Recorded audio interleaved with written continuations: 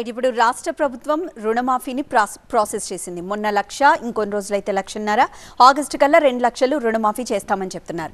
ఈలోగానే మీ party ధర్నాకు దిగడం ఎంతవరకు సబబు? ధర్నా ఏమి తప్పేముంది? నువ్వు చెప్పిన 8 మాసాలు ఎందుకు కావాలి? 8 మాసాలు ఎందుకు పట్టాలి? నువ్వేమని చెప్పావు? నేను 9 డిసెంబర్ నాడు ప్రమాణ స్వీకారం చేసి ఫైల్ మీద ఎంబడి సంతకాలు పెడతా 6 గ్యారంటీలను మొదలన్నాడు. ఎందుకు 6 గ్యారంటీలు నువ్వు నెరవేర్చలేదులేవు?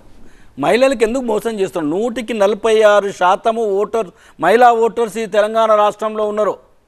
3,20,00,000 ఓటర్స్లలో 46% సుమారు 140 నుంచి 1,40,000 నుంచి 1,45,00,000 మంది మహిళా ఓటర్స్ ఉన్నారు. వాళ్ళందరికీ నువ్వేమని చెప్పావు?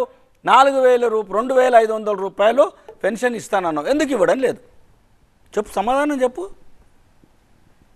నిరుద్యోగులైనటువంటి అమ్మాయిలకు అబ్బాయిలకు 4,000 రూపాయలు ఇస్తానన్నావు, నిరుద్యోగ భృతి. ఎందుకు ఇవ్వడం లేదు? 5 లక్షల రూపాయలు ఎడ్యుకేషన్ గ్యారంటీ కార్డు ఇస్తానన్నావు. ఎందుకు ఇవ్వడం లేదు? ఎందుకు ఇవ్వలేదు? 5,000కే గ్యాస్ సిలిండర్లు ఇస్తానన్నావు. ఎందుకు ఇవ్వడం లేదు? రేషన్ కార్డులు ఎందుకు ఇవ్వడం లేదు? 22 లక్షల అప్లికేషన్ ఫామ్స్ ఉన్నాయి. అసలు నీకు పరిపాలన మీద పట్టలేదు.